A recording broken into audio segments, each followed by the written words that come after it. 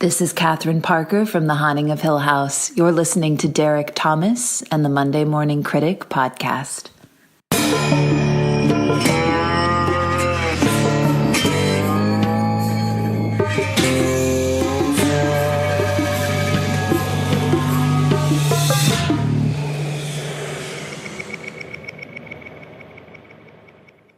Welcome to episode 12 of Breaking Down. Today Doug and I look at the most powerful movies about loss and losing a loved one.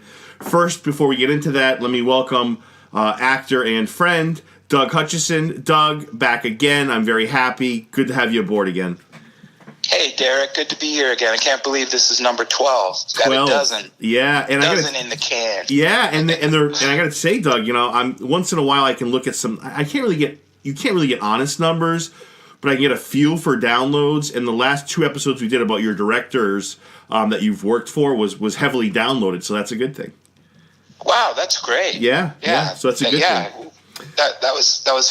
Those were fun episodes. So because you're far more articulate than I am, would you explain today's episode? Would you just kind of encapsulate it for me?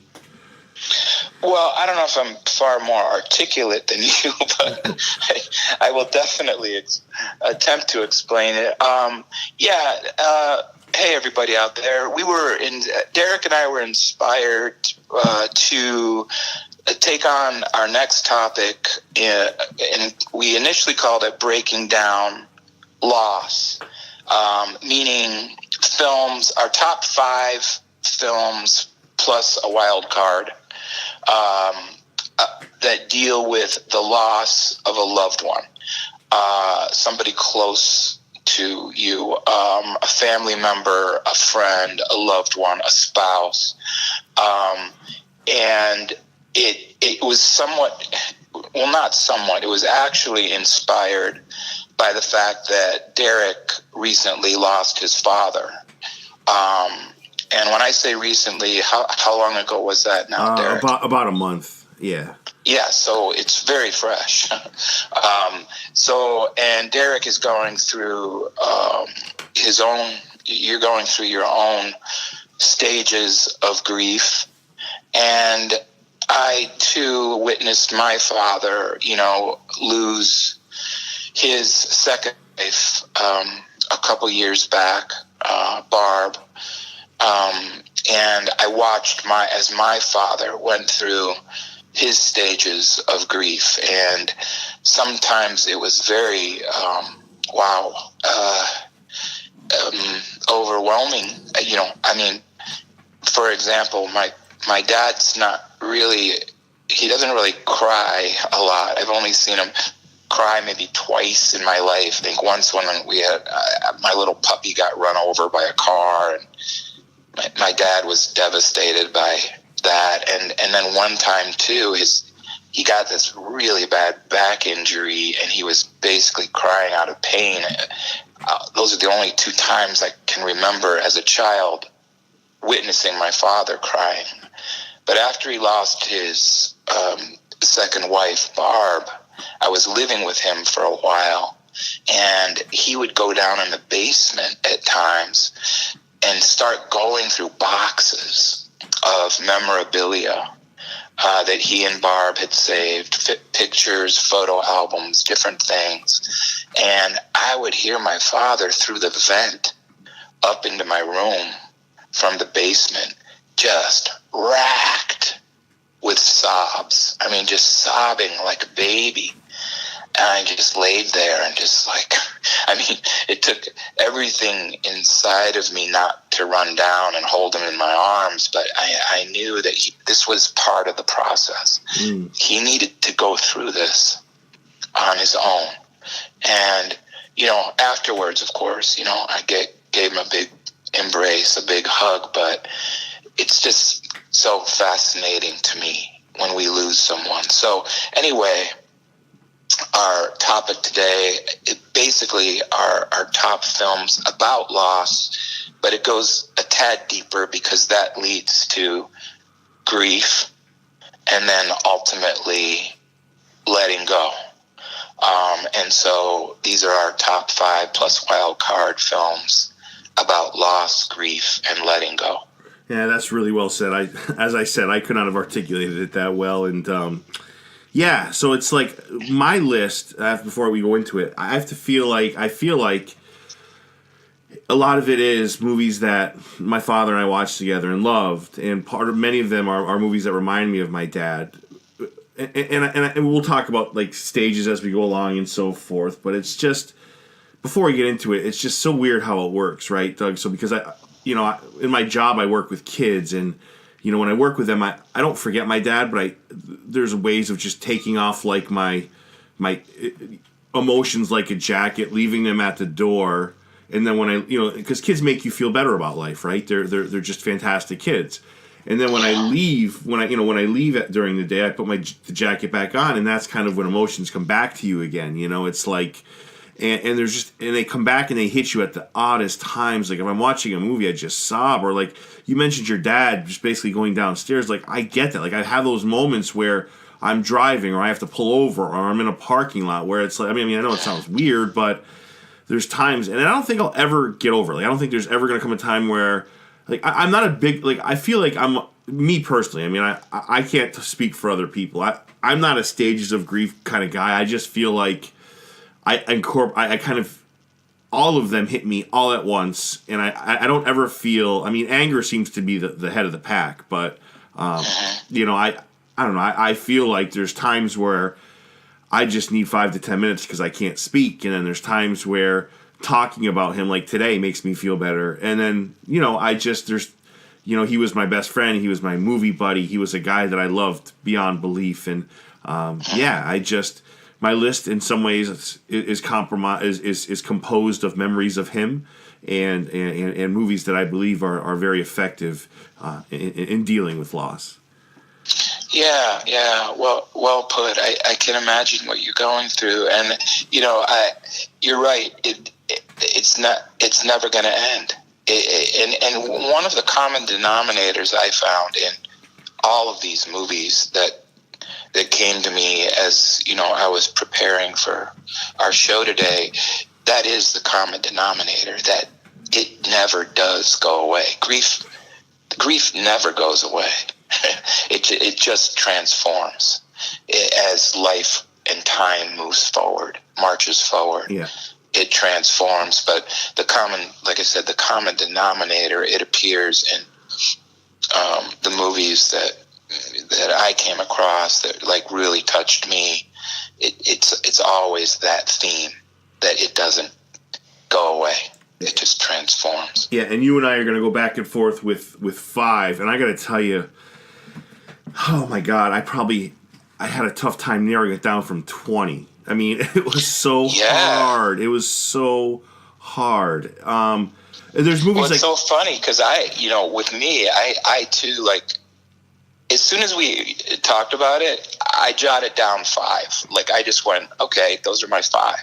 And then I started just kind of doing a little more research, and I think only, let's see, maybe 2, 3. Well, I'd say 3 out of the 6, because we have a wild card. 3 out of the 6 are only from my original list. I actually stumbled on movies that I hadn't seen before, had heard about, and watched them, in the past couple weeks, and now they're on my list. So, and I do think there's probably one movie that we both have on our lists. That's going to be my prediction. Maybe, there's one movie. 2. Yeah, maybe 2. I think maybe 2. And to be clear to those of you listening, we don't know each other's list. I don't know what Doug's list is. He doesn't know my list. This is purely like spontaneous. It's not. This is not. Doug and I didn't, before we got on air, said, okay, this is my number 5. This is my 4. This is fresh for both of us when we hear each other's list. Yep. All right. So that being said, I am going to go to you. Are we going wild card first or last, Doug? No, that's last. That's always last. So it goes down in order of toward importance. So number 1 being the one. Okay. The one that touched us the most. And then the wild card is just something we reel in as, something different, or we couldn't let go, but didn't necessarily want to add it to 5 through 1. So all right, so let's why don't you start with 5 if you don't mind? Okay, great. My 5 may surprise you and maybe some out there. It kind of surprised me, but I remembered this movie when I first saw it, and I've seen it now a few times since. But it is the original Pet Sematary that was made in 1989,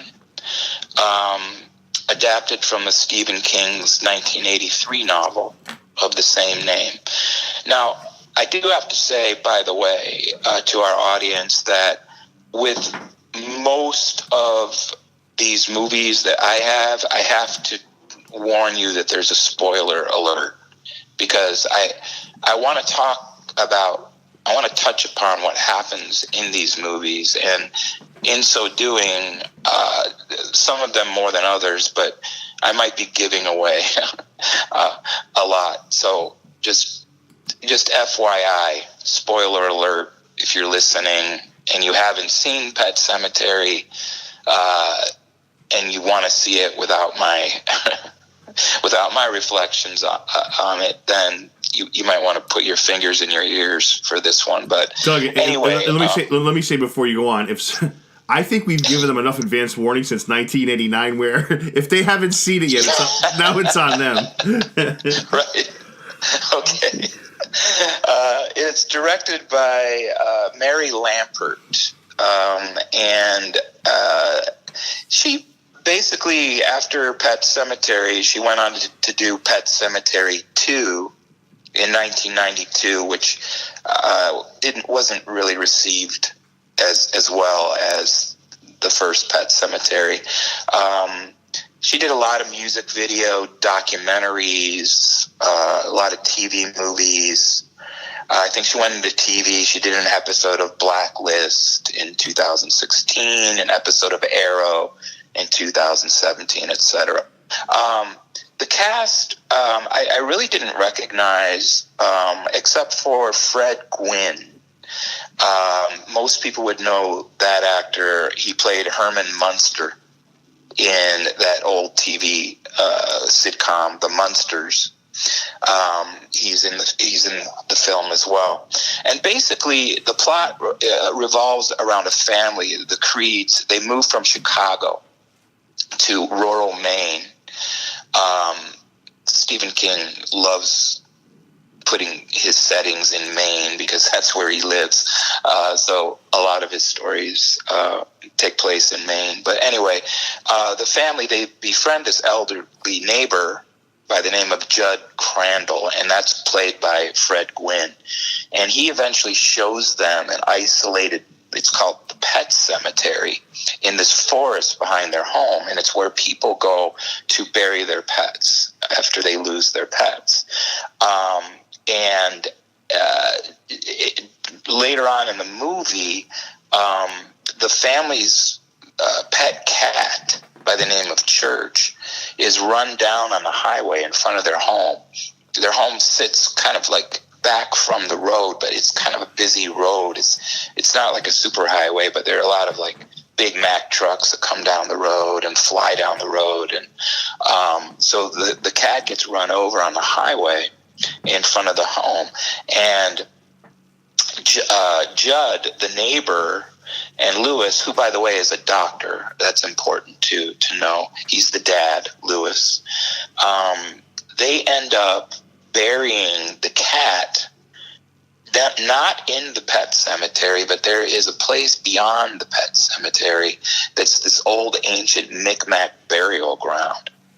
And Judd tells Lewis that if he buries the cat back there, the cat could return to them. And at first, Lewis is dubious, but Judd takes him there, and they bury the cat in this old Micmac burial ground. And Lewis's whole motivation is it's in an effort to save his little girl, his little daughter Ellie, from grief, because this is her favorite little pet, right? So they bury the cat, and Judd tells Lewis, don't tell anyone that we did this. Don't mention this to anyone. And eventually, Church, the cat, does return. He returns to the house. He's reanimated, but he's different. Like, he's this mangy, he stinks, he moves sluggishly and acts feral. It's not the same cat. Later in the movie, Gage, the young boy, I think he's about 5 years old, I'm going to say, if I remember correctly. He's killed by a truck on the highway. He's run over and killed. And the family's absolutely devastated. And Judd has a feeling that Lewis, in his grief, is going to bury his son in that Micmac burial ground. And he warns him, don't do that, because there is an evil in that burial site, and you don't know what could happen. So he warns him not to do it. After the funeral, while Rachel, Lewis's wife, and their daughter Ellie leave for Chicago, Lewis stays behind, and despite Judd's warning, he exhumes the body of his son and leaves him in that burial site. Gage, the little boy, eventually returns, but he returns changed. And he ends up killing Judd with a scalpel from his father's bag, because his father's a doctor. Yeah. Rachel, out of sheer intuition, she's starting to have dreams while she's in Chicago, returns to Maine, to the house, and she sees Gage, and there's a scene where she goes to hug her little boy, and he kills her too with the scalpel. And after killing her, there's this heartbreaking scene where Lewis finally discovers his son, discovers Judd's dead, discovers his wife's dead, realizes that Gage has come back, but different, severely different, and evil. And so Lewis is forced to kill his little boy again with a morphine injection. He has morphine in his doctor's bag. And this scene, I can't ever get it out of my mind, but there's this little boy, and it's kind of creepy because he's kind of possessed or whatever.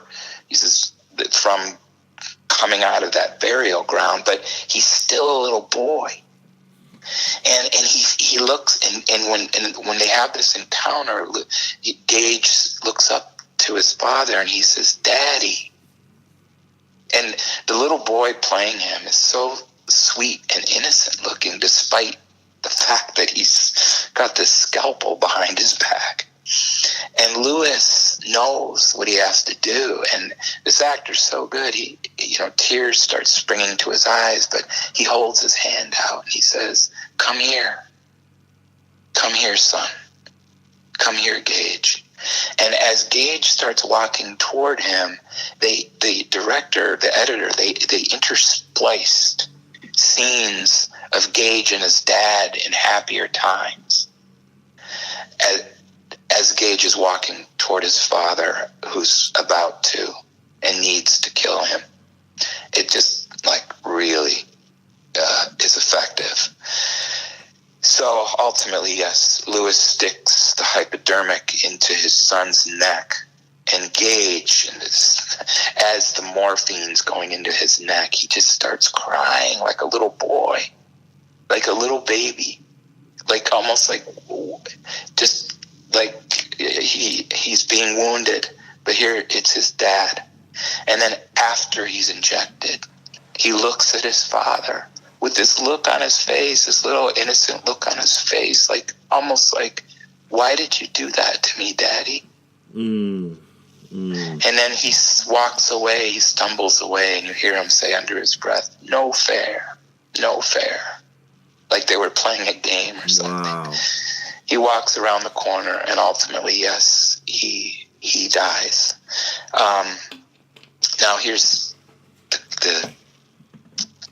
here's the part where grief never ends, because it makes people do things that you wouldn't even imagine doing in your life. Now, of course, this is supernatural. It's Stephen King, so it's of that ilk. But now, Lewis, grief-stricken to the point of almost insanity, he carries Rachel's body to the burying ground, absolutely convinced, thinking it'll work this time. Somehow, some way, it's going to work. So despite everything he's already been through, he cannot let go of his grief, and he cannot let go of his wife and her death. He can't let her die. He doesn't want her dead. So that night, he waits, and Rachel eventually returns to the home, and she's horribly mutilated. And the last final image is the couple embraces. And it's so sad and touching, but they embrace. And then you see Rachel, her hand reaches out, and she takes a large knife from the counter. And you hear Lewis scream. And that's the end of the movie. So it really, to me, in a Stephen Kingish kind of way, it just really illustrated what the lengths we would go to hold on to what we've lost, despite the fact that it might cause us even more pain. So in this one, I guess he couldn't let go. Yeah, I gotta say, I wasn't expecting that. That's a good, I mean, there's no good or bad here. I mean, it's what you like. But when you said Pet Sematary at first, I was like, I want to see where Doug goes with this. And after you kind of explained it, because I gotta admit, this is one of the very few movies I have not seen. Yeah, it's really well done. You should take a look. They made a 2019 version starring John Lithgow, and it was released last month. Yeah, in April. Yeah, it didn't do very well, I don't think. No, it received mixed reviews. Most people panned it. Yeah, but some thought it was even better than the 1989 version. I can't imagine. I'm curious. I might try to find it and watch it at some point, but I don't know why they do that. I'm not a huge fan of remakes of versions of movies that are already, great movies. I mean, the first Pet Sematary, the 1989 one, did really well. Yeah. In the box office, people really responded to it. So why do you need to make another one? No, I agree. I don't get it. So, it's like making another One Flew Over the Cuckoo's Nest or something. I mean, not that these movies are anything alike, but what's the point? It's already done. Yeah, don't get me. Or It's a Wonderful Life. Just leave them alone. They're of their own. Let them be. Yeah, don't get me going on remakes. That's a topic we might have. Breaking Down 13. Yeah, remakes. Yeah. It's our next subject. Yeah, so I got to say before I move on to mine, there's just two things I wanted to add. It's just amazing because it does hit at the core of, right, like the idea of a fountain of youth, right? That cemetery that can bring back people. And, that Indiana Jones movie where drinking out of the Holy Grail, I mean, can bring you back, or give you eternal life. It's it's almost like that in some sense, Doug, because the cemetery itself, burying somebody, bringing them back, the idea of living forever, really kind of always interesting points in movies, right? Yeah, always. So it's our inability to completely grasp our mortality. We don't really want to look at it, so that's where our imagination and fantasy goes. That we're all going to die at some point in time, but we know that deep down inside. But our movies, our books, our fantasies, our imaginations can go to places where, hey, maybe we can cheat death. Yeah. But we can't. No, that's really creative, Doug. Good job on 5. And my 5 is I'm going to say it and you're going to be like, what the hell is he talking about? But I can explain my way through this. My 5 is, and I don't know if I'm cheating, but because it's more of a series, but like I feel like the theme is the same whether you're talking about one movie or all 9. And that is Star Wars. And I'm going to explain to you why I put this in. So, one, my dad and I loved it. And that's not a prerequisite, right? That has nothing to do with it. It's the movie itself has to be about loss. And that is what Star Wars is about, right? Because how far deep have you gotten into the Star Wars franchise, Doug?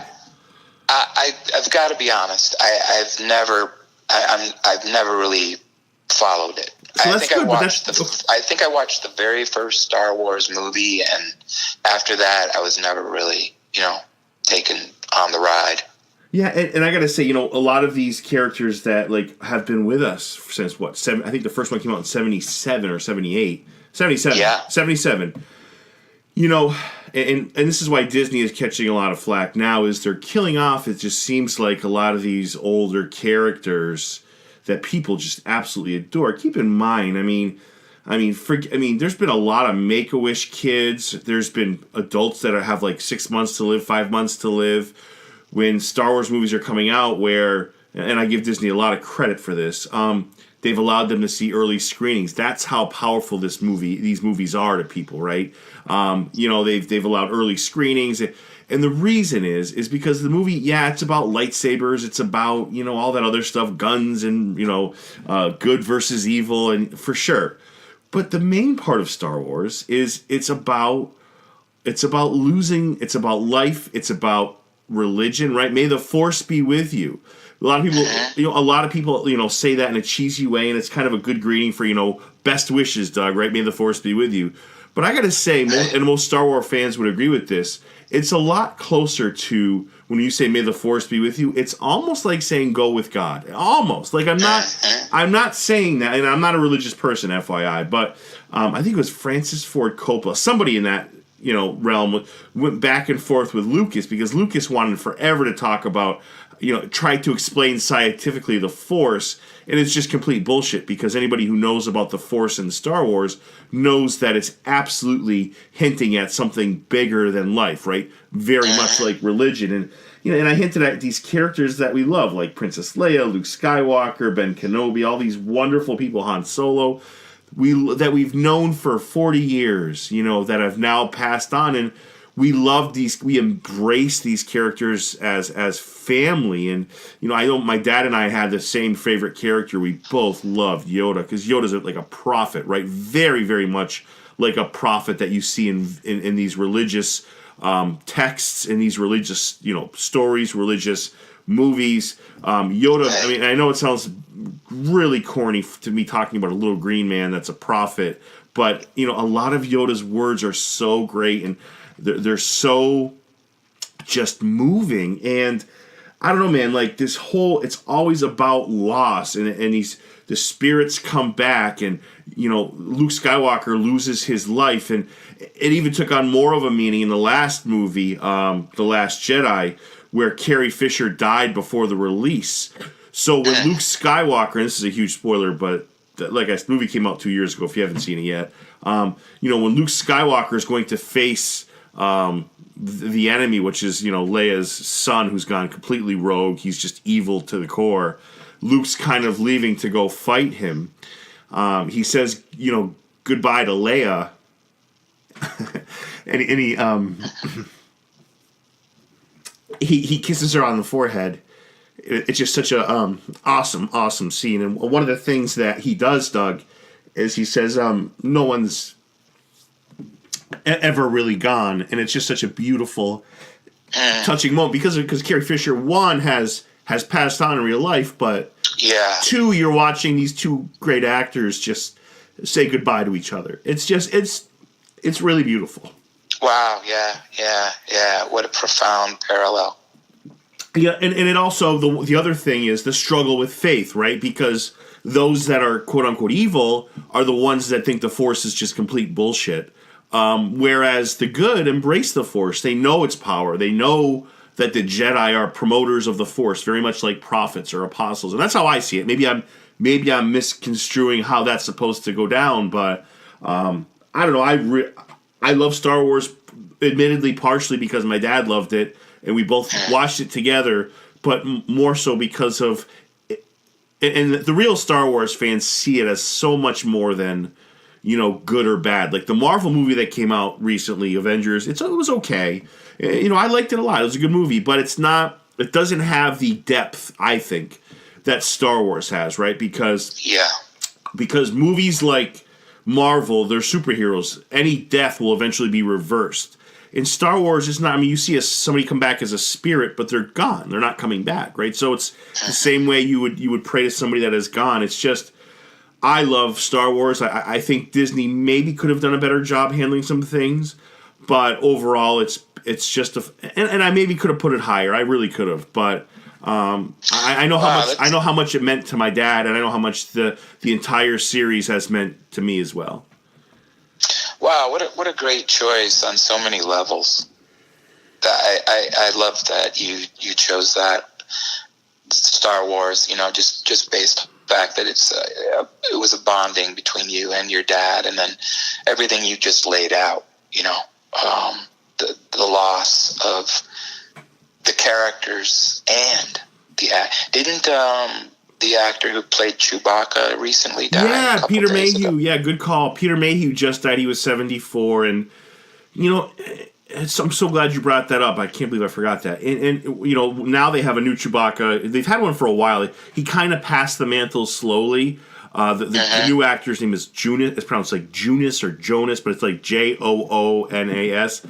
And he was a basketball player from, I think, Wisconsin, but Peter Mayhew mentored him. The role of Chewbacca, you talk about loved characters. I mean, the naive person will see Star Wars as, nerds and, these creatures. But the wise person will look at this and say it's just so much deeper than people give it credit for. But Peter Mayhew did pass, and Star Wars fans, he is so missed, and they so many beautiful tributes to him, because you do. I mean, you're in this business. You understand. I mean, movies change lives. I could have easily put just The Green Mile in any of these. That's a movie about loss. That's a movie about life. That's a movie about. It's a beautiful movie, and Star Wars is no different. And they do it every. And not to sound repetitive, and I'm going to move on to your 4 in 1 second, but I just, the idea that you lose somebody you love in a movie, it means a lot, right? Because you spend 40 years of your life watching a show, so when somebody moves on, you've lost a piece of yourself as well, just as in real life, Yeah, I couldn't agree more. So, with that being said, your 4, I am dying to hear, because you caught me off guard with your 5, which I loved. I'm dying to hear your 4. Okay. Now, my number 4, I already mentioned in a previous podcast, so I won't go all in depth with it because I already talked about it. I think the subject was either breaking down 5 top horror or 5 top ghost stories. I can't remember, but I do remember talking about this movie. My number 4 is a movie called A Ghost Story, and it was made in 2017, directed by David Lowery, and it stars Casey Affleck and Rooney Mara. And I just love so much about this movie. Again, I'm not going to go crazy deep into it, but I loved how it was filmed. I loved the style. I loved the stillness. It was so quiet. this movie, and so melancholic, and so heartbreaking at times. Hardly any dialogue. Very stylistic. Not everyone's going to love this movie, and not everybody did. But when I watched it, there was something about it. The heartbeat of it just grabbed me. And it's basically, in a nutshell, Affleck plays a man who becomes a ghost and remains in the house he shares with his wife, who's played by Mara. He watches his wife grieve as time passes. She's grieving him. What's interesting about this movie, when I started thinking about it again under this topic, is that it reversed grief.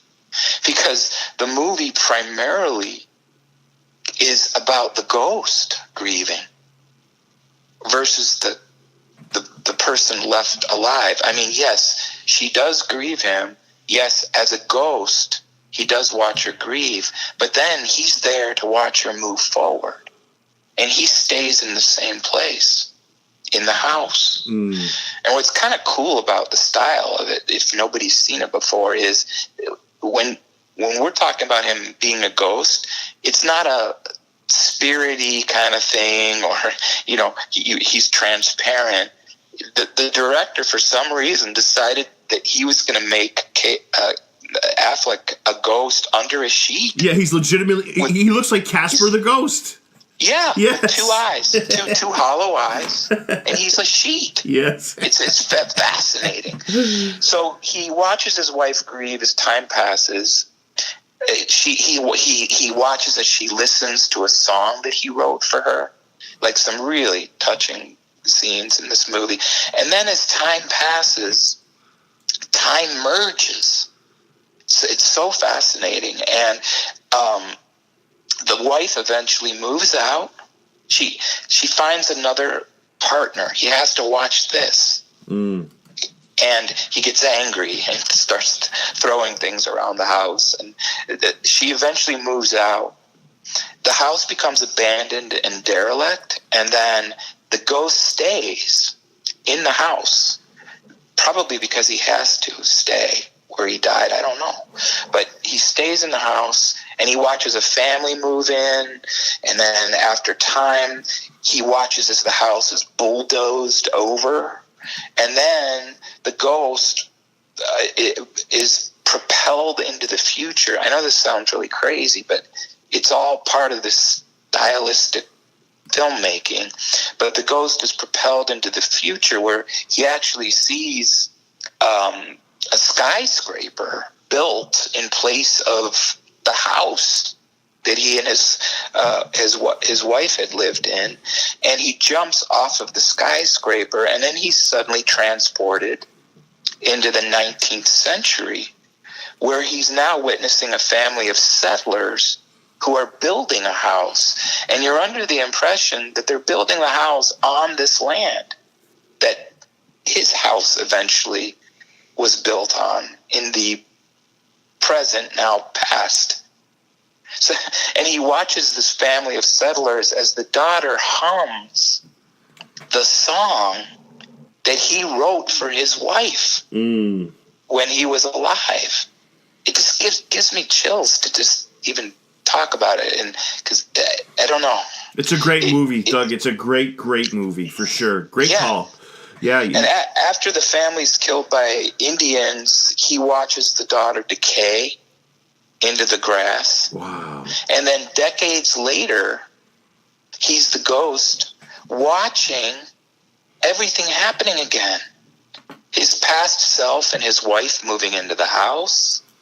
So he's watching life replayed from the beginning of the movie again. And then as his wife moves out, he looks over and he sees his earlier ghost watching her leave. So anyway, it's just, I know it probably is sounding really crazy to some people out there, but it's, you've got to watch it to get it. And it will if you allow it to, it will just inevitably reel you in with its stillness. But as far as our topic goes, it really hit me how the ghost is grieving. He's waiting for something, waiting for her to return, waiting for change, waiting for transformation, waiting in grief, and watching all the transformations and changes as he continues to grieve. No, and I remember seeing the movie, but it's been a while, and as you're talking, it's all coming back to me. It's a great movie. It's got a little bit of a slow pace to it, which I think some people... So, but it is a great movie, highly acclaimed. Some people didn't like it because of the pace, but that's a ridiculous reason to not like a movie. The pacing is what it is. That's the vision. I love the movie. I think it's a great call. I think after 2, you're batting 1,000 here. So, man, that's a great job, Doug. Yeah, I love that call. And I remember you brought that up before too. So that movie clearly is powerful to you. Yeah, it really touched me. Okay, so all right, my friend, you're number 4. Okay, so I'm going to try to be quick here because I want to get all 5 of us within an hour, because I think the last one people had to camp overnight to listen to our podcast. Yeah, I think it ran over, it was like an hour. But you know what? Yeah, and I've told you this before off the air. I don't care how long it goes, but I love it. I could talk to you about anything forever, and I think you've done a phenomenal job breaking down it. So, and keep that up, because I love hearing about it and your vision for that. Yep. So my next one is a 2000 Gus Van Sant movie called Finding Forrester. I don't know if you've ever seen this, Doug. Oh yeah, was that Sean Connery? Yes. Yeah, I remember this movie. So there's a long time ago. Yeah, so there's a kid. It came out in 2000. It was written by Mike Rich as well. Beautiful writing in this movie. It's about a kid who plays basketball, right, at a prep school, and his gift is not so much basketball, which he's good at, but he's a great writer. He's a phenomenal writer. And I'm not going to give too much away here, but he stumbles upon an author who you would probably put on par with Hemingway, whose name is William Forrester, played by Sean Connery. And he's an author that at the school that this boy goes to, the basketball player / great writer, his painting is on the wall of this writer. That's how profound he is. Like I said, he's up there with like Hemingway, but he like disappeared like Bobby Fischer, the chess player, right? He just was a well-known, superior writer that just disappears. Sean Connery's character, William Forrester, was. And then Jamal Lewis, the basketball player I've been telling you about, the good writer, by circumstance, runs into William Wallace, and they develop a beautiful, beautiful friendship. They develop a beautiful rapport with each other. And, William, and I'm going to give this away, William Forrester eventually passes on, but by the time he passes on, they've had this they went to a Yankee game with each other. He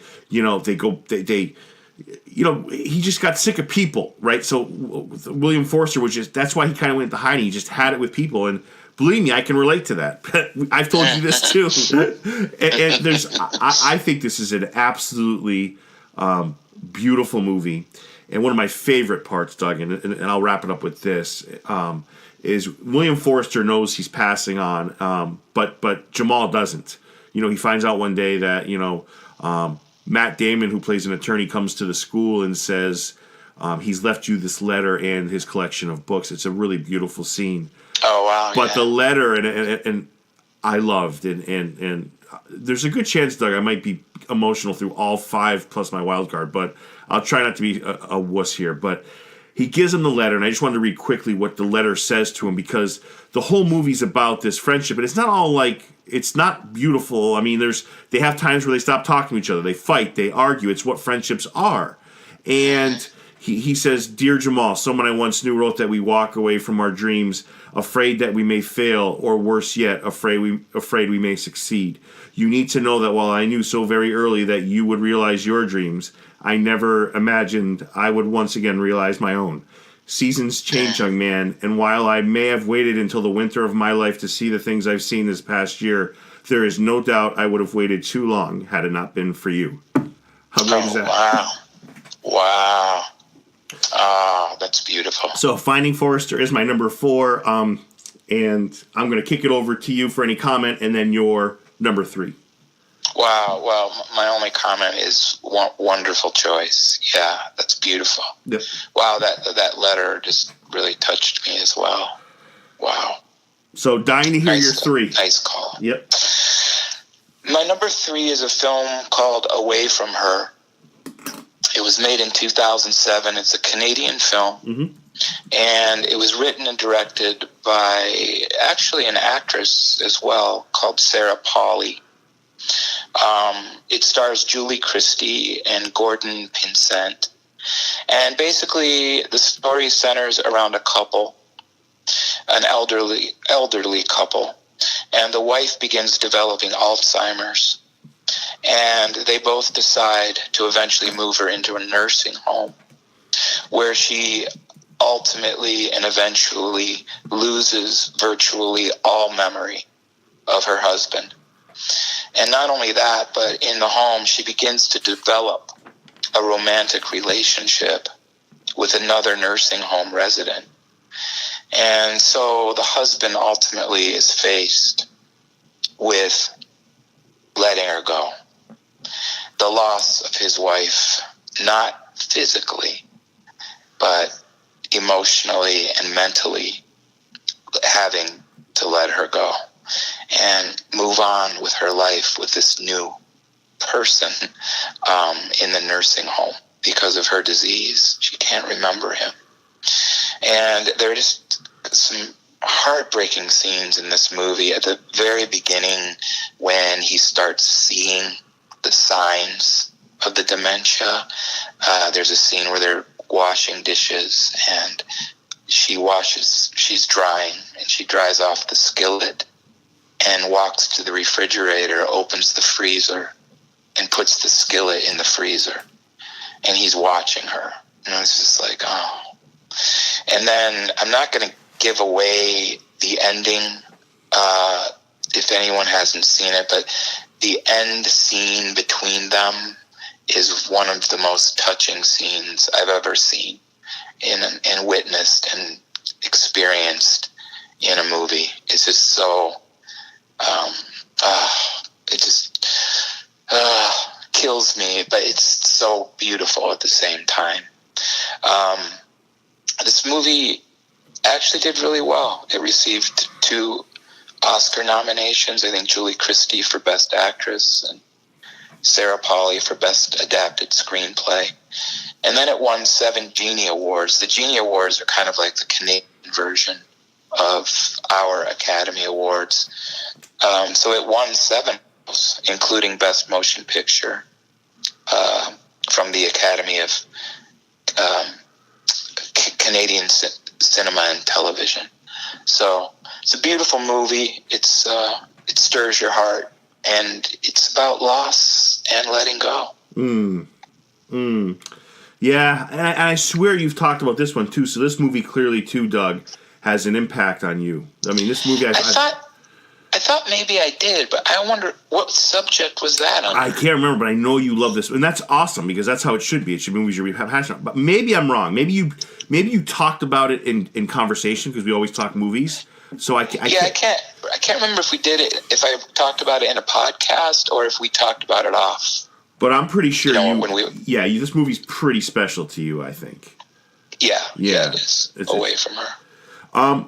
So yeah, the performances in that movie are phenomenal. I think I did watch it. The first time you brought it up, but it was one of our early conversations. So yeah. I that's funny you mentioned that because as I was putting it on my list, I had the nagging thing that did I talk about this movie already? I know I talked about A Ghost Story, but for some reason I couldn't recall in what context I talked about Away from Her. But I think you're right. I think I had brought it up in the past. Well, it's clearly important. Beautiful movie. Yeah, it's clearly important to you because you brought it up, and that's all that matters is how powerful it is. Good call, man. Yeah. I love your list.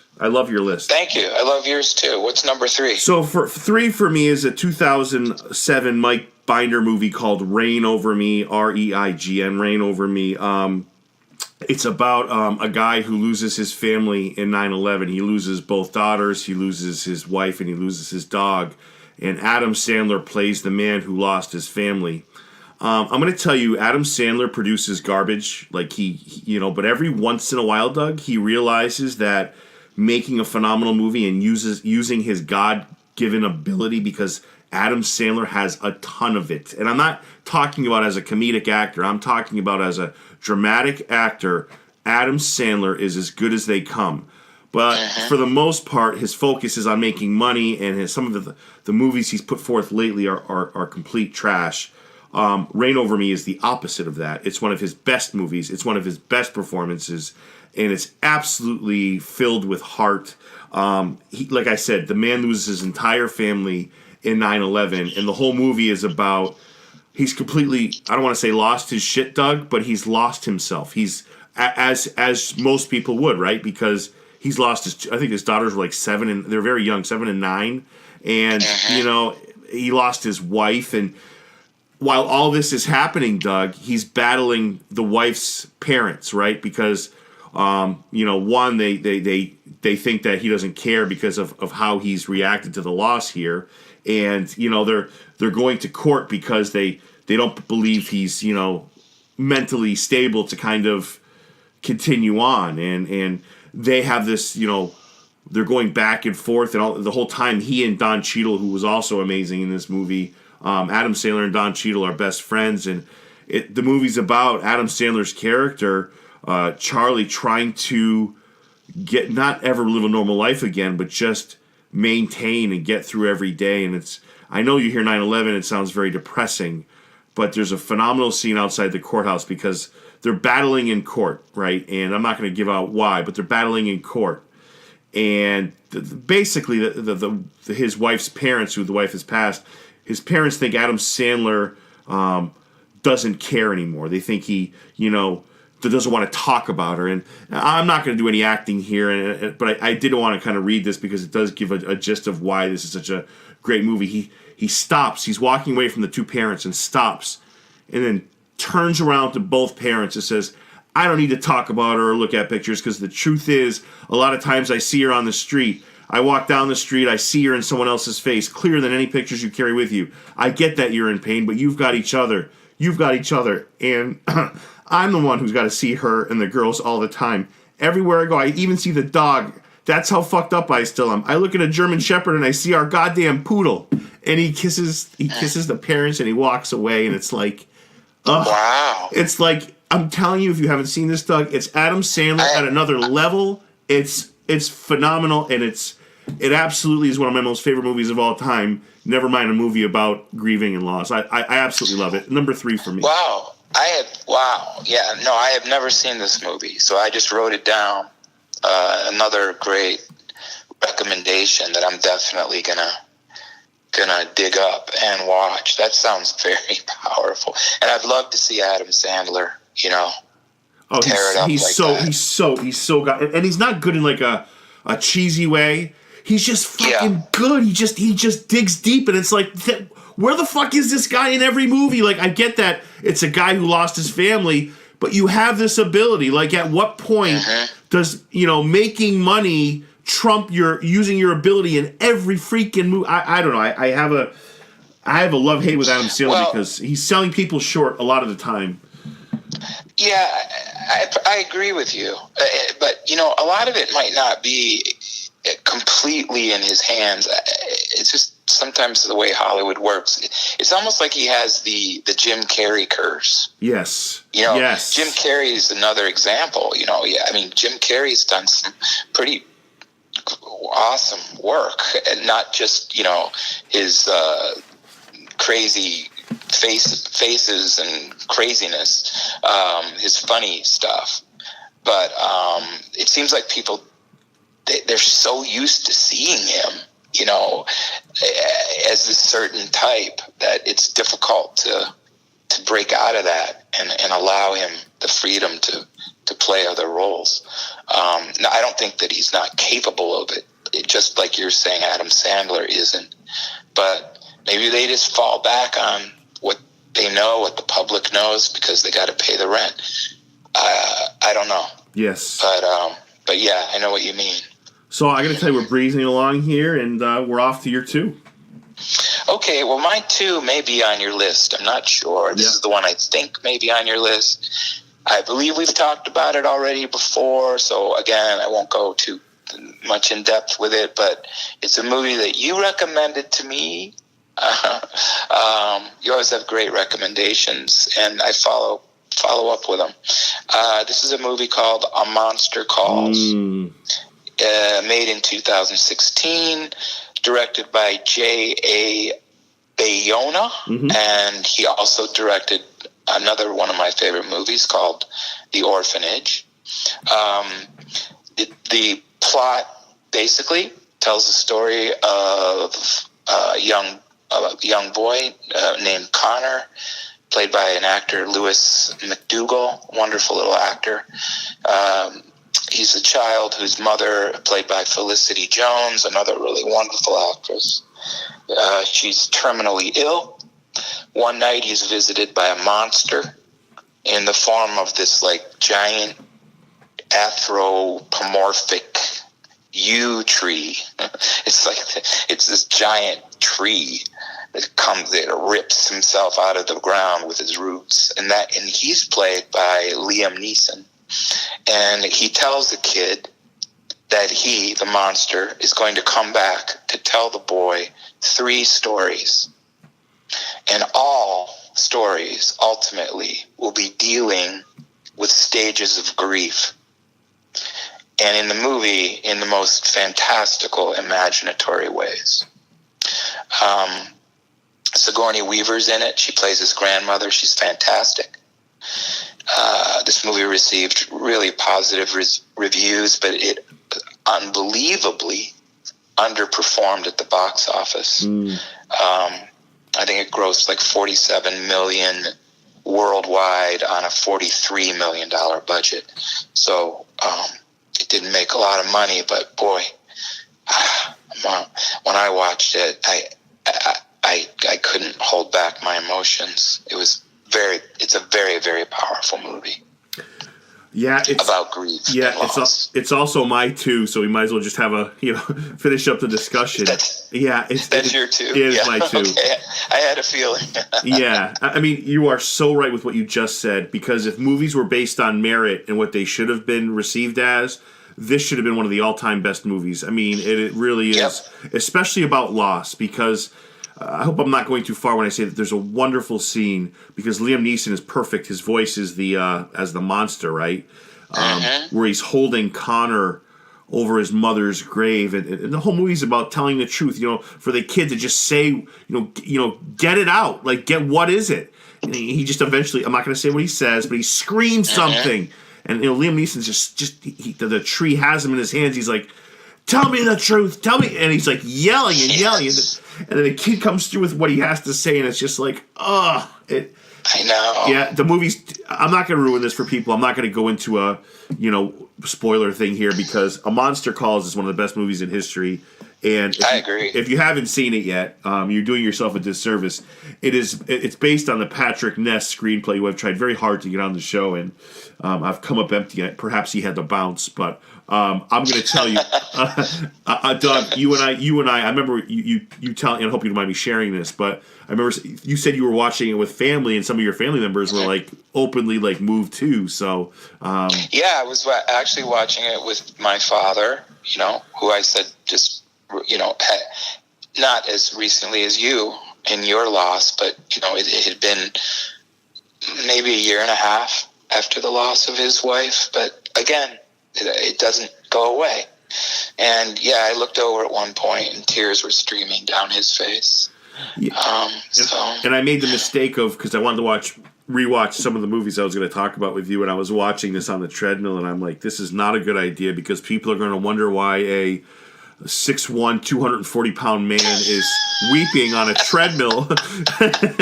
So yeah, I'm not going to go into this is not recommended treadmill viewing, but it's recommended viewing everywhere else. So I am going to go to you for number 1, and something tells me this could be the same as well. I could be wrong, but you're number 1, Doug. I think I might surprise you with this. Okay. I don't know. We'll see. All right. My number one is a movie called Rabbit Hole. It was made in 2010, directed by John Cameron Mitchell, who's an actor, director, and writer. I'm familiar with John Cameron Mitchell because he wrote and starred in one of my favorite. It started out as a play off Broadway called Hedwig and the Angry Inch. And it eventually became a movie in 2001. He also acted, directed, wrote the screenplay. He plays the lead, Hedwig, and it's based on his stage musical. And it's basically this is just a precursor to getting into the rabbit hole, because I really like this guy, this John Cameron Mitchell. He in Hedwig and the Angry Inch, if you haven't seen it, it's a musical about a transgender East German singer of this fictional, like 1970s-esque glam rock band called the Angry Inch. So it's got this whole androgynous David Bowie, Lou Reed, Iggy Pop style to it. And the music's incredible. And over the years, and now I guess decades, as the play goes on, Hedwig has been played by many, many different actors, including Ali Sheedy played Hedwig as the first female Hedwig in 1999. That's just a little trivia. But anyway, back to the movie, Rabbit Hole. This movie is, to me, the quintessential movie about our topic, about loss, grief, and letting go.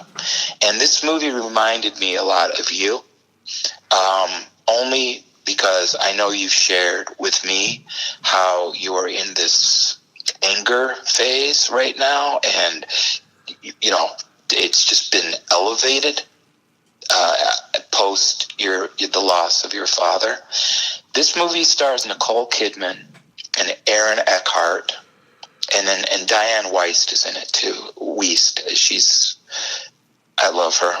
But anyway, basically the plot in a nutshell deals with a couple, Kidman and Eckhart, and they're struggling to heal after the death of their young son, who was killed in a car accident. And it deals with grief, anger, transformation, marriage, how a death, a loss can transform a marriage. I mean, it can either break it apart or bring people closer together. And then ultimately the movie is about letting go, mostly about the Kidman's character, who is having a very, very difficult time expressing any emotion because she's sitting on it through the entire movie until the very end. And there's a standout scene that also reminded me of you when we talked about, being in church and flipping the finger.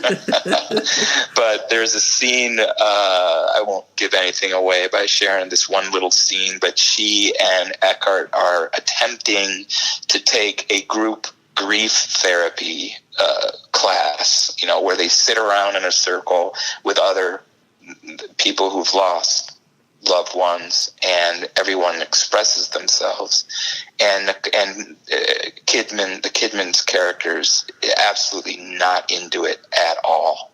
She just sits there with her arms crossed and just looks like if looks could kill. She's just looking around the room and at one point this couple says something to the effect of, well, we lost our little angel, but we know that God had to take our little angel, and now our little angel's in God's hands. And Nicole Kidman can't help herself. And she finally speaks up and she goes, you know what? Why didn't God just make another little angel? Why did he have to take a little angel? Why didn't he just make another little angel? and she gets up and storms out of the meeting. And part of the thing is that Eckhart is trying to, he wants to have another baby with her, and she just absolutely refuses. So it really goes deep. And Kidman, again, I don't know why. I didn't really hear about this movie until I started researching it, but Kidman received like an Oscar nomination, a Golden Globe, a SAG nomination for Best Actress. But once again, head scratcher. This film was a box office flop, and I don't understand why. Because it is. Have you seen it? I have not seen it. I suggest you put it on your list. I wrote it down. Yep. It is unbelievable. It's a rabbit hole. And I love Nicole Kidman. I love Nicole Kidman. I just have to say that. No, Aaron Eckhart, too, is a great actor. He is. Yeah. And there's some wonderful scenes with Diane Wiest as well. She plays Nicole Kidman's mother. And there's some dynamite scenes between them. But, yeah, wow. What a journey that movie took me on. No, a great call, and I'm definitely going to see that. I've written it down, and yeah, absolutely. And my one is a movie we've talked about, and I think this would have been on your list too. Is the 2003 release Big Fish, directed by Tim Burton. I know you love this movie as well. Yeah, I do. I mean, it's got an 8.0 with almost 400,000 people reviewed on IMDb, and last night I was reading a Roger Ebert review. He gave it 2 stars out of 4, and I'm wondering if we saw the same effing movie. Anyways, to summarize it without ruining, because this is also another movie not that I like ruining movies, but this is basically about a guy, Will Bloom, played beautifully by Billy Crudup, who thinks, because his dad is a storyteller, right? He embellishes his life, and the dad's name is Ed Bloom, played by the phenomenal Albert Finney, who does just yeah, I love him. Oh, he's so good as his father, and the book. It was a book by Daniel Wallace, and I've had Daniel Wallace on the show. He was one of my first 4 or 5 guests. And if I had to do that interview over again, there's certainly questions I would have asked. But he was a very nice guy. It's a true story, actually. But I'm going to say, there's a beautiful scene, and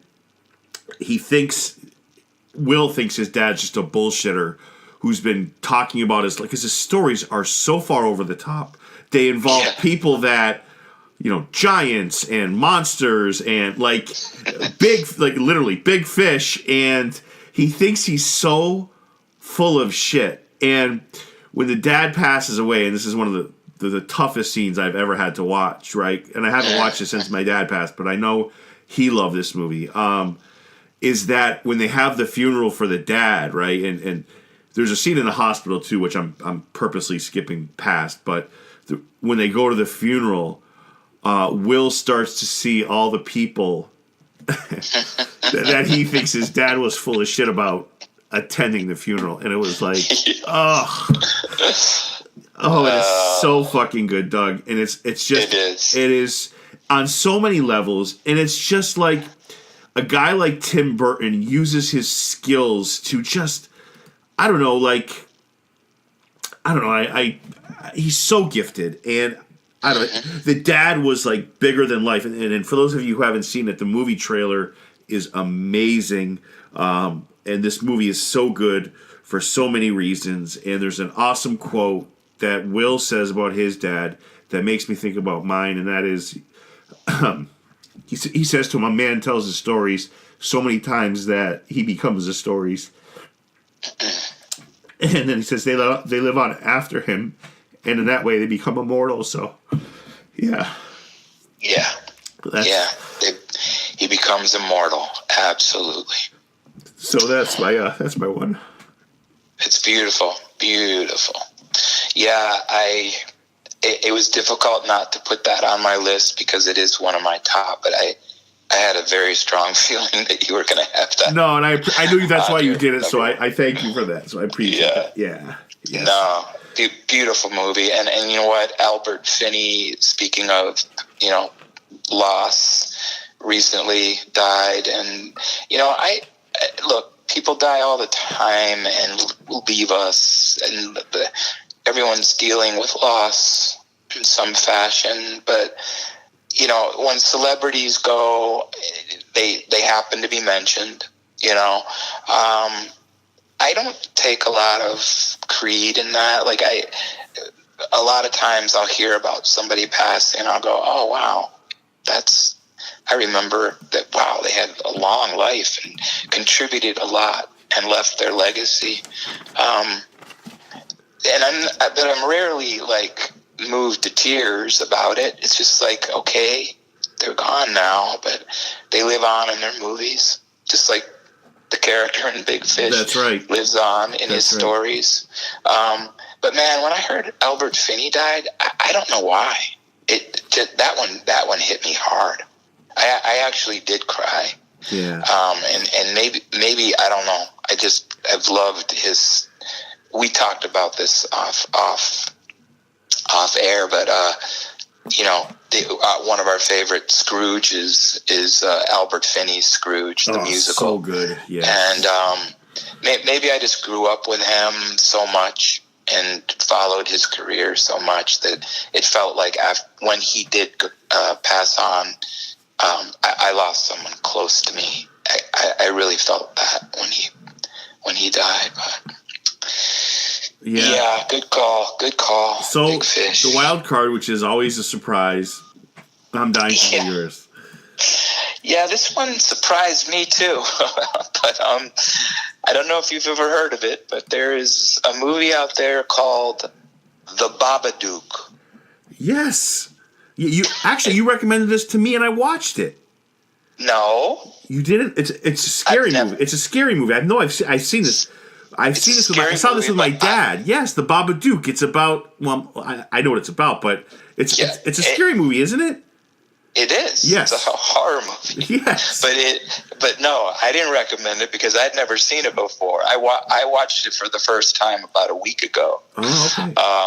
Because I stumbled across it when I was like looking at movies about loss and grief, and I was like, "What the heck is this?" So I watched it. It's a 2014 Australian horror film. And it's directed by Jennifer Kent. This was her directorial debut, a freaking brilliant debut. It stars a couple Aussie actors, Essie Davis. Don't know if anyone would know her. I don't, unless you watch Game of Thrones. If you're a fan of Game of Thrones, yes. I guess she was on a few episodes in the role of Lady Crane. Yep. And then this young boy by the name of Noah Wiseman who plays her son. And basically the plot of this movie is this widowed mother played by Jennifer Kent. She's plagued by the violent death of her husband, who was, now get this, he was killed in a car accident driving his wife to the hospital to give birth to their son, played by Noah Wiseman. So the death of her husband and the birth of her son are on the same anniversary. And she can't get over it. She can't even celebrate her son's birthday on that day. It's always celebrated on another day.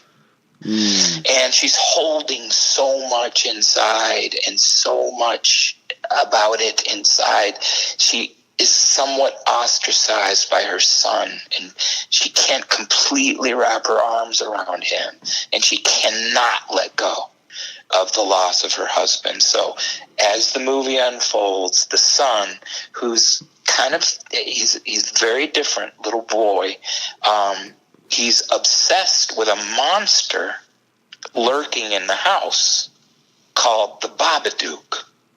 And the Babadook is a monster that is conjured from this child's pop-up book called Mr. Babadook. And he wants to come into your house, and he knocks on your door, and he goes, "Duke, Duke, Duke, let me in." Right? Yeah. So the little boy Babadook's coming in, and the mother, of course, is poo-pooing him and saying, "Stop it! Stop obsessing with this. This is ridiculous." And then the mother, as the story transpires, soon discovers that the Babadook is real. And basically, the Babadook is symbolizing her grief and inability to ultimately accept the loss of her husband, and that she's been rejecting the love of her son all along. And so she basically descends into insanity. And then the movie becomes almost like one of those, you remember those old German expressionism films where the physical becomes a manifestation of the mental and emotional? There were a slew of films. They were mostly from Germany, called expressionism films, and they reached a peak during the 1920s, like The Cabinet of Dr. Caligari and Nosferatu, Phantom, Metropolis. And in all of these movies, these plots often dealt with madness, insanity, and betrayal. And they dealt with other intellectual topics, and they were all triggered by the experiences of World War I. And so basically they were a reaction. These movies were a reaction against realism. And sometimes the filmmakers were using like extreme distortions in expression to show an inner emotion, the inner emotional. So the physical becomes the inner emotional reality rather than what's really on the surface. So in this movie, once the Babadook is invited into the home, things really start going crazy, and you start seeing reality through the mother's eyes. And she's, like I said, basically descending into madness because the Babadook now has possessed her. But ultimately, there's another great example of one of these expressionist films made in the 1960s. Dare I bring his name up?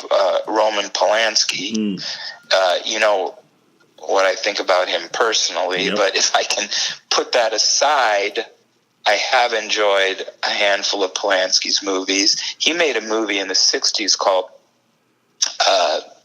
Repulsion, with a very young Catherine Deneuve, and it's the same kind of thing.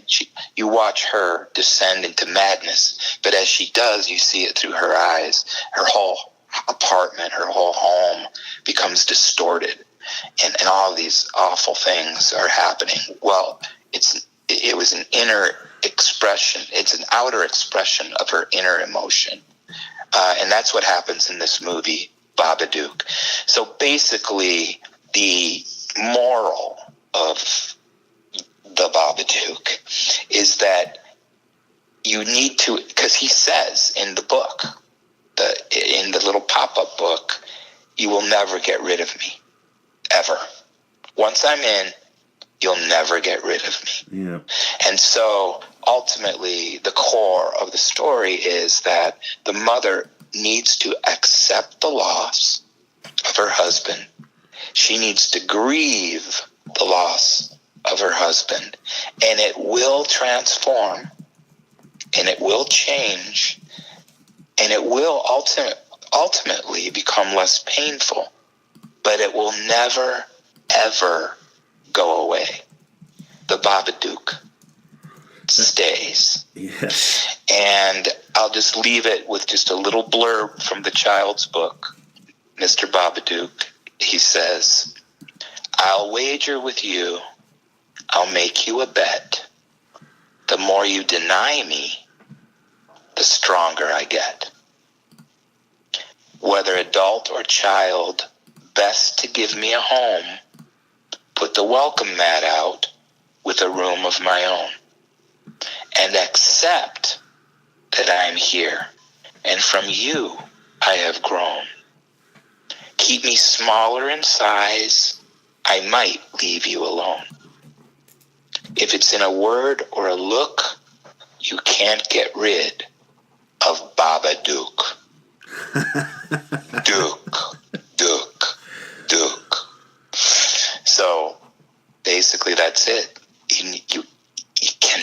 deny grief.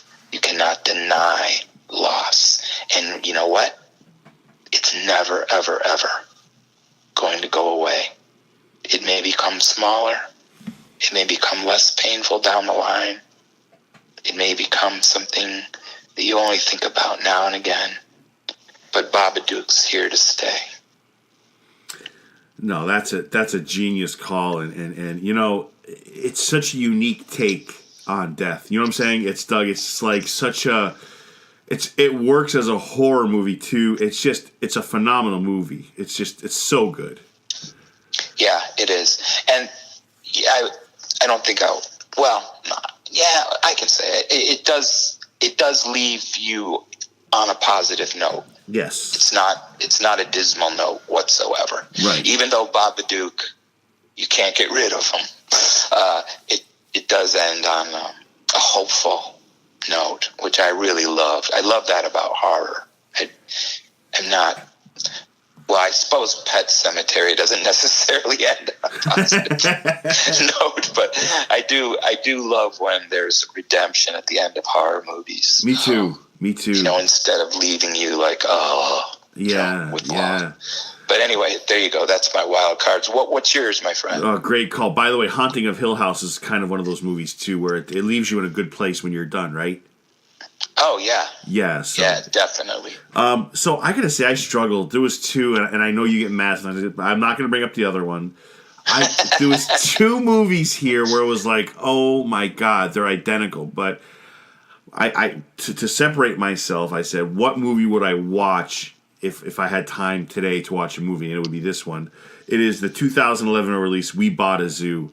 It's a true story about, it's a Matt Damon movie. And I know Jimmy Kimmel gives Matt Damon shit about this movie. He tries hinting that it's really bad. And I know Matt Damon, they have a joking kind of feud going back and forth, but Matt Damon's really proud of it, and he should be, because it's a fantastic movie. It's a true story about Benjamin Mee and how he lost his wife and his kids. Basically, the father, the little girl, and the son, they restart their life again by moving to a zoo.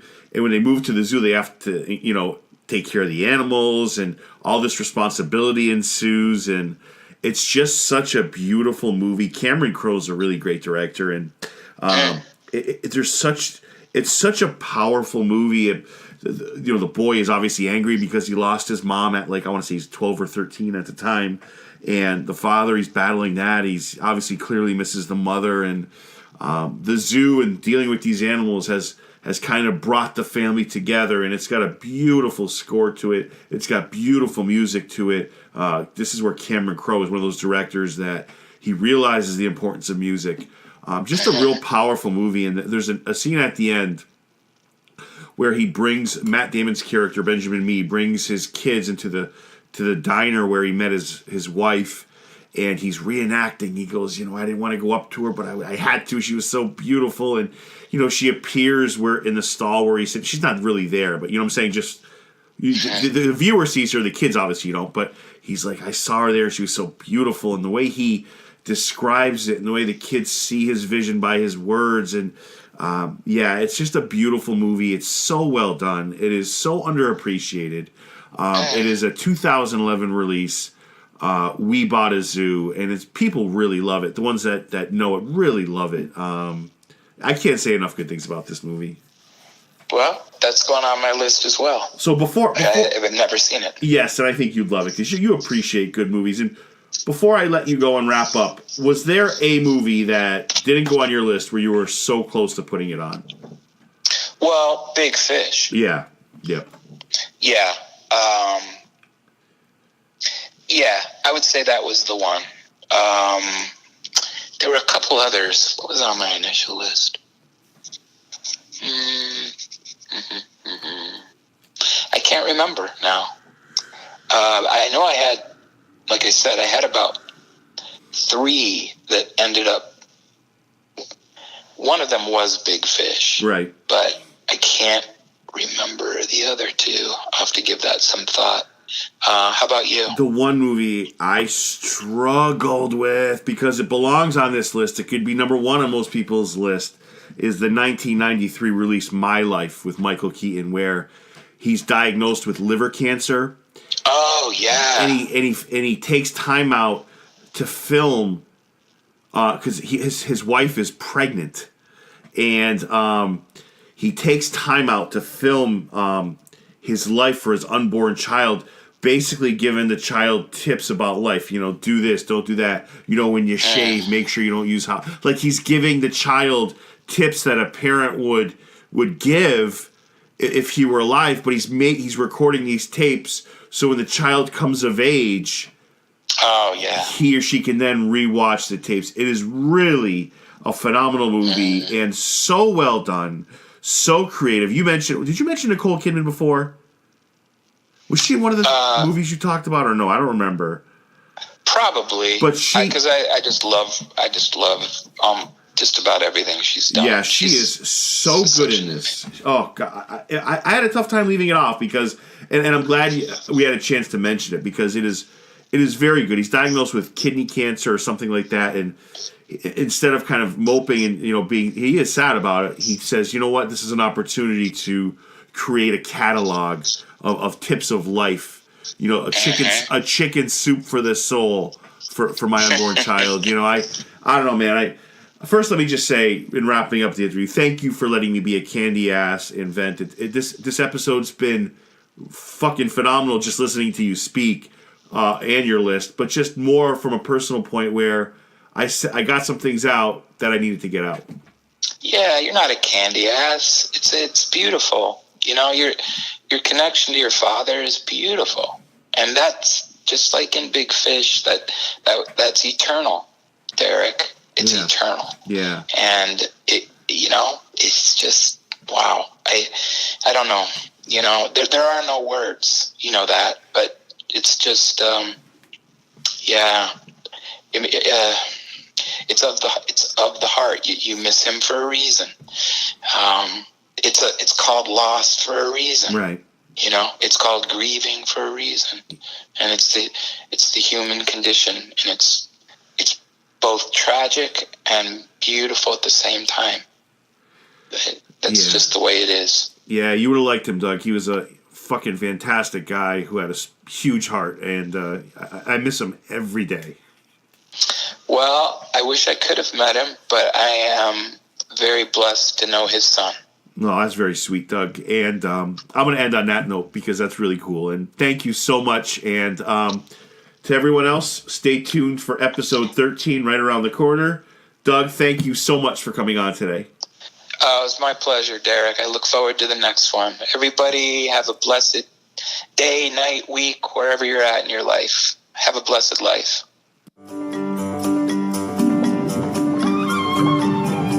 In telling the story of my father's life, it's impossible to separate fact from the fiction, the man from the myth.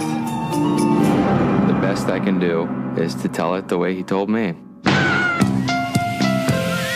If there was one thing you can say about it, Bloom, was that I was intended for larger things. I was the biggest thing Ashton had ever seen. From the imagination of director Tim Burton. most men, they'll tell you a story straight through. It won't be complicated, but it won't be interesting either. Did you ever think that maybe you're not too big, but maybe this town is just too small? They say when you meet the love of your life, time stops. And that's true.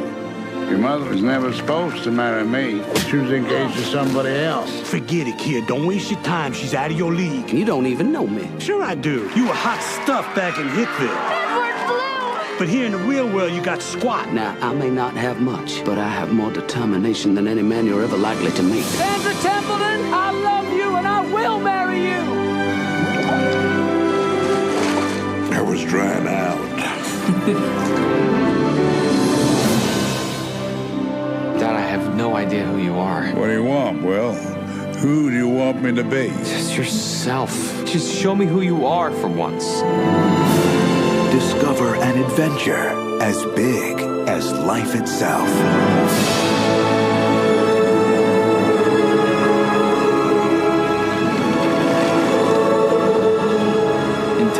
story of my father's life. Bravo Company, go! Doesn't always make sense, but that's what kind of story this is.